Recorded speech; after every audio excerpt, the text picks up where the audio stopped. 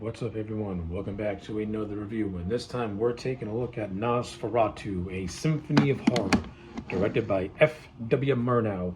This is the famed 1922 silent movie that draws heavy inspiration from Bram Stoker's original Dracula novel, though at the time this was an unauthorized adaptation. So in order for this movie to get made, Murnau and his writer needed to change a lot of aspects from book to movie in order to avoid copyright infringement. Now, since the history of Nosferatu from a behind-the-scenes aspect is very much well documented, I'll just give the cliff notes before I talk about the movie as a whole. So as I said, this was an unauthorized adaptation of the Bram Stoker novel. Now, since prior to this movie being made, Bram Stoker had already passed away. His wife was in charge of his estate and, of course, the Dracula novel and all his copyright. When she gotten word of this movie containing copyright infringement, she sued the filmmakers because of it.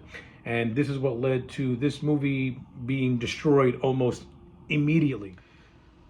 And this film was saved from being lost because while the German prints were all destroyed, its international prints were mostly saved and thus preserved, hence why Nosferatu is a movie that still maintains its distribution.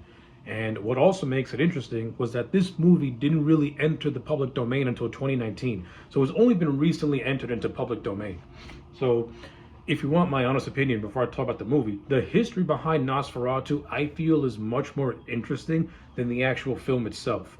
The actual film itself, it is what it is. This movie was made in the year 1922, so what we consider to be tropes and hallmarks of the horror genre were really being created in this movie, especially when it comes to vampire lore. But what I will give Nosferatu is that this movie did take the general framework of Bram Stoker's Dracula, but also tried to remix it and put its own spin on it. Now, it really had to do this to avoid any legal troubles, which didn't really mean much in the end, since Bram Stoker's widow ended up suing. But with all that to the side, this movie made alterations to make it stand on its own, and it did that by changing a lot of the names of the characters, like Count Dracula became Count Orlok, Jonathan Harker became Thomas Hutter, Renfield became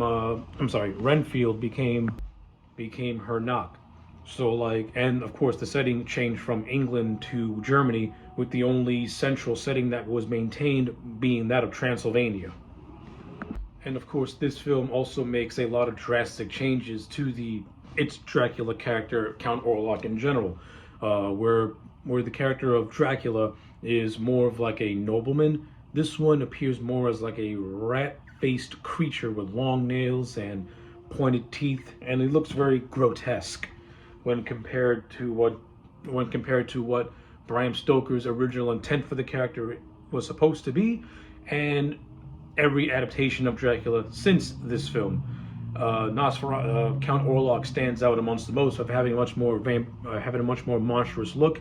If I were to compare it to anything, just think Kurt Barlow from Stephen King's Salem's Lot, especially the miniseries that Tobe Hooper did. Orlok and Barlow have a lot of similarities because they look very, very similar to one another. But aside from all those aesthetic changes, I think that the 1922 Nosferatu movie is a solid movie, especially for its time, since the horror genre was in its very, very early infancy, and a lot of the tropes that we associated, like I said, really come from this movie first. Like, this is the early stages of what we now know as Gothic horror, with with dark aesthetics and religious iconography being used in an almost not blasphemous way, but in a much more dark way. And we see a lot of that in this particular film. Like, the visuals of this film are very, very expressionistic. Of course, this is being a German movie. A lot of German movies are very expressionistic. If I were to compare it to another horror movie, it would be The Cabinet of Dr. Caligari. I think you can see a lot of similarities in terms of how both those movies have used visual storytelling to push their stories along. Nosferatu, to me, is no different than that. Because to me, this film is not really about telling the actual story. It's about just using visual language. Now, of course, this is a silent movie. There's no dialogue, so you have to use visuals and body language in order to push the story along. And for the most part, I think majority of the actors did an okay job with their over exaggerations in terms of giving their specific characters their own distinct personality and stuff like that. But the real standout really is Max Schreck. It's over 100 years later, and Max Schreck is still legendary for his performance as Count Orlok. Let's be real, it's the first portrayal of Count Dracula on screen, and then Max Schreck brought the character to life in a very just creepy way. Like the way he would move, the way he would just like act. It was like almost, rat-like in a way, which kind of sort of matches his appearance. So go figure. But like he moved in an unnatural way, almost very supernatural, and it's something that really sticks with you when you watch this film for the first time. Like everything that's around it could be maybe boring, but once Count Orlok is on screen, that's where it becomes more interesting. That's where it becomes very creepy. That's where the atmosphere is really well built up, and that's where you really get the sense of the Gothic horrorness of this film as well. And of course, this movie is known for many, many iconic visual shots, like the infamous scene of Nosferatu of Count Orlok in shadow and his hand slowly creeping out. That's a scene that was recreated by Wes Craven in New Nightmare back in '94. And you also have other visual scenes like Orlok in a coffin looking up at Jonathan Harker in broad daylight. And many other scenes, and many other scenes. There's like this infamous scene of Orlok walking through a cemetery, and you see a bunch of crosses. This goes back to what I was saying earlier about the whole thing of Gothic horror and how it can borderline on being blasphemous from a religious standpoint. This scene's a good example of that. It's almost as if you're seeing like this demon from hell walk through a place that's supposed to be sacred ground, and it just has that very unsettling image to it. And that's really what Nosferatu is. It's just a movie of unsettling images that uses the Dracula novel as its template. Well, also presenting ideas of its own. Like in the Dracula novel, it was always implied that the story was taking place through the backdrop of the plague, though it was never explicitly said. Well, in Nosferatu, Count Orlok brings the plague to Germany and wreaks the small village. This movie also presented the idea of vampires dying by daylight, an idea that was never presented in the original Dracula novel. So in the novel, Dracula can still survive in broad daylight. His powers are just muted, so he's basically a regular human being by daylight. It's only under the cover of darkness where his powers are at its full peak and where he's virtually unstoppable. Nosferatu presents the idea that Count Orlok can only roam while in darkness, but once he's in sunlight, he has to stay hidden, or else he will be killed. And that's exactly what happens when Ellen, who is our stand-in for Mina, kills Orlok by exposing him to sunlight. So that's pretty much what I mean, where Nosferatu took the temple of Dracula, but also presented its own ideas into the greater vampire lore that we now see today, used in a lot of modern movies and stuff like that. Because that's what I say when I feel that Nosferatu is a movie that's really more memorable because of what it was able to lay the foundation for, not really for the movie itself. Because like I said, if you watch this movie without its history, it's okay. I think The Cabinet of Dr. Caligari is a much more creepier film than Nosferatu is, though this movie does have its moments where it can be genuinely creepy. And I attribute a lot of that to Max Schreck's performance as Orlok, to F.W. Murnau's directing, and some really innovative cinematography for its time. Though it does have those night and day filters where you watch it back in with a modern eye, it does look kind of laughable. It does look stupid.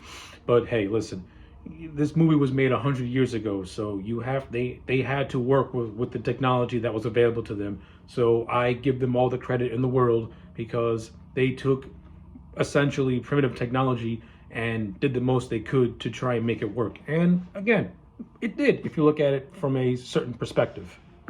Whew. And like I said, even though I think Max Schreck is the overall star of this movie, I don't think he does. And I think that with the screen time that he was given, he maximizes it. But I think the cast that surrounds him, they're okay as well. They all play their roles as well too. The actor who plays Knock, he does a really good job at playing his Renfield counterpart, and he's gleefully over the top.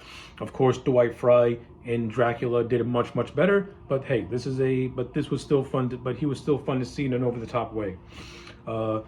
The actors who played Thomas Hutter and Ellen, they're fine for what they have to do to the movie. I mean, Jonathan Harker isn't the most fleshed out character to begin with in the Dracula novels, so take that for what it is. And and this movie didn't really do enough with the whole connection between Ellen and Count Orlok themselves. Or at least to me, I don't think it did. Not in the same way that would be done in later adaptation of the story, where Mina and Dracula are more intertwined with one another. But hey, like I said, this is a good foundational movie, and a movie that does deserve a lot of the praise that it has gotten over the course of its 100-year existence, because this is an important movie in the horror genre. It really laid a lot of the foundational groundwork for what was to come, and especially led to a slew of, better adapted Dracula stories. But yeah, if I were to just grade this movie by itself, I would give it a solid 6 out of 10. I mean, the production aspects are really well done. Max Schreck's performance is really good. The rest of the cast, although also put in a lot of hard work. This movie really captures that Gothic aesthetic, which for films like this is an essential, and it does it perfectly. In terms of adapting the Dracula story, I give it credit for taking the basic framework and putting its own spin on it as well. But in terms of its negatives, you could have done more with Orlok and Eileen's connection with one another, something that the book did, but I don't think this movie did enough of. A lot of these supporting casts, I don't really particularly find them to be all that interesting, aside from her Knock. That's really the only memorable one, mainly because he just acts like a madman and hops around like an animal.